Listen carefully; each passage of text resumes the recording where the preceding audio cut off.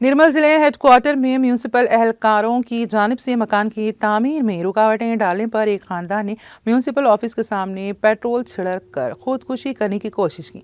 तफसीलात के मुताबिक निर्मल के गांधी चौक इलाके से ताल्लुक़ रखने वाले एस रमेश नामी खानदान ने अपने कदीम मकान को मुनहदम करके नया मकान बनाने के लिए म्यूनिसिपल ऑफिस में इजाज़त के लिए दरख्वास्त दी थी। म्यूनिसिपल हुक्काम ने मकान की तामीर के लिए परमिट जारी किए, लेकिन हर रोज़ जब घर की तामीर का काम शुरू होता है तो म्यूनिसिपल हुक्काम सामान उठा कर ले जाते हैं। मुतासरा खानदान का कहना है कि कई बार दफ्तर के चक्कर लगाने के बाद भी इंसाफ ना मिलने की वजह से वो परेशान होकर खुदकुशी करने की कोशिश की थी। पुलिस ने बरवक्त कार्रवाई करते हुए उनके हाथ से केरोसिन का कैन छीन लिया और उसे रोक दिया।